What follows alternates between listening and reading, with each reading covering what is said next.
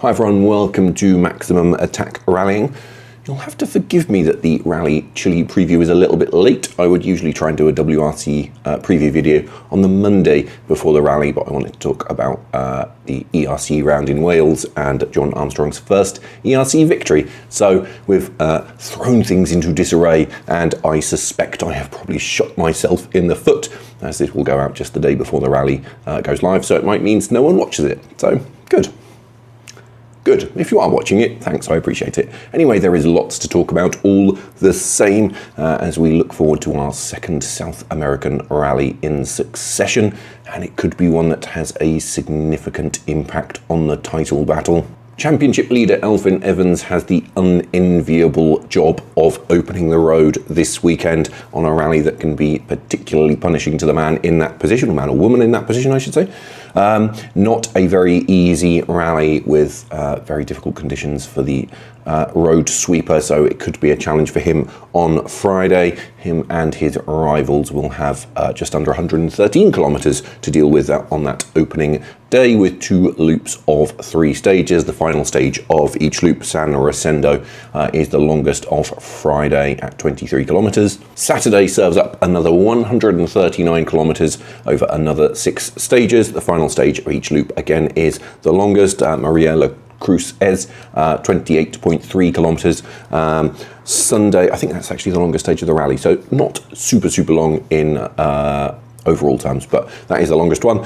Sunday is the usual short affair with a measly 54.8 kilometres on offer across the La Raquette and Bio stages. I do wish Sundays were a bit longer. I still don't understand why Friday is a full day. You know, Friday makes up not quite half of the mileage, but a significant chunk of the mileage on WRC rallies when most people are at work and can't watch, and then Sundays when most people are off, we only have like 50 or 60 kilometres. Why not start at Friday lunchtime and then have a few more miles on Sunday? You could still finish by 5 o'clock and get a couple more stages in. So anyway, that's a topic for an entirely different video. Let's get on with the important question of who is going to win. For me, it is not Elfyn Evans. I did say after Paraguay that the Welshman could be on a steady march towards his maiden title, but I think he is going to face a potentially very difficult weekend this time. I saw Dirtfish, they published a statistic earlier this week that said no one has ever won Chile from higher than 3rd on the road, so that will make pretty grim reading for Elfyn. The only thing that could save him is the unpredictable weather, which can be very unpredictable indeed. I did have a look at the forecast around Concepcion, which is the host city. There is some rain forecast. Apparently there has been some rain this week. That could change things. If there is rain Thursday night, Friday morning, that could make life a little bit easier for Evans and make those opening stages where he's first on the road a little bit easier.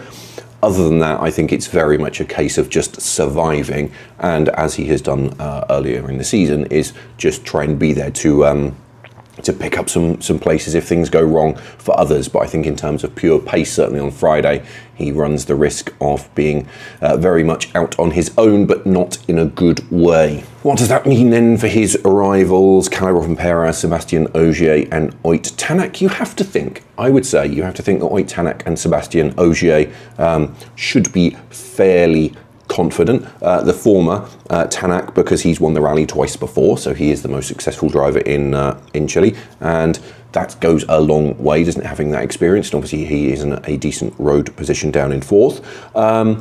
Ogier, well, he's just in immense form right now, isn't he? He's won more rallies than anyone this season, despite not actually doing them all. Is very much in contention for title number 9, and you don't really need to say anything other than that, do you? As for Rovanperä, he might suffer from a similar issue to Evans, mightn't he? He's second on the road, so he potentially is going to have to do some of that road sweeping as well, not to the same extent. I could still see him getting on the podium, but he's definitely not going to have an easy one on Friday, so it's going to be interesting to see how that plays out and whether he can play a similar role to Evans and kind of just get through it and then be in the right position to then push on later in the weekend. In terms of picking a winner, this is probably boring. I'm sorry if this is boring, but I just have a sneaking suspicion that Ogier is going to do it. I told you earlier in this video and in another video that Evans is on a march to the title, potentially. But there is the Ogier factor, and I think there is a steely determination in Sébastien Ogier right now. He is performing so solidly, and I don't know. He's done 7 rallies this year, and he's won 4 of them. So it's hard to bet against Ogier right now. That said, I think there is another man who is potentially in contention that I have not yet mentioned. His faltering title bid means that he might have dropped a little bit out of people's minds, but I think Thierry Neuville could be a threat this weekend. So he has not won Chile before. I think he has finished on the podium, but he's got nothing to lose right now, has he? He has nothing to lose.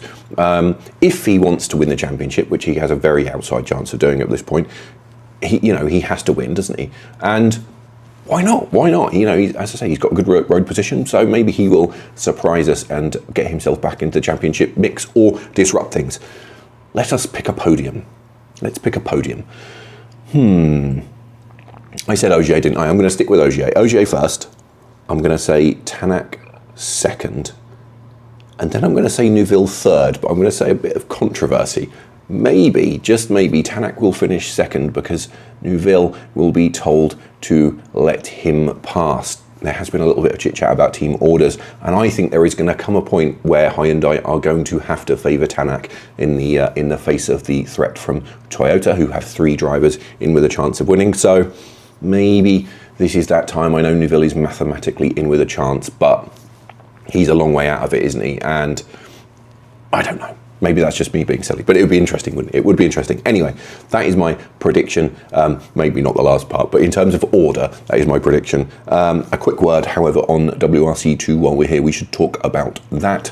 Oliver Solberg is in prime position then, leading the WRC2 field. He has championship rival Johan Rossell behind him. Gus Greensmith and Nikolai Gryazin are also on the entry and all in with a shot of the title. Thanks to the slightly silly WRC2 scoring system, there are quite a lot of permutations as far as the championship battle is concerned.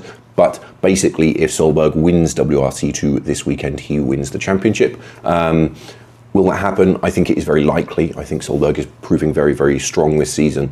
I'd quite like him to win it. I think he's been plugging away, hasn't he? He has been consistently the fastest man in WRC2 for some time now. So I think it would be nice to see him win. I think we will probably see him in a Rally 1 car next year, at least on a part-time basis, regardless. So yes, if he wins, if that makes sense. Though he can still win without winning WRC2 this weekend. I think if Greensmith or Gryazin win, that would keep things going, depending on Solberg's position. Rossell is still in with a championship chance, but I think he needs Solberg to finish a bit further down, 4th or something. I think it's 4th for Rossell to still have a chance. So it's pretty confusing.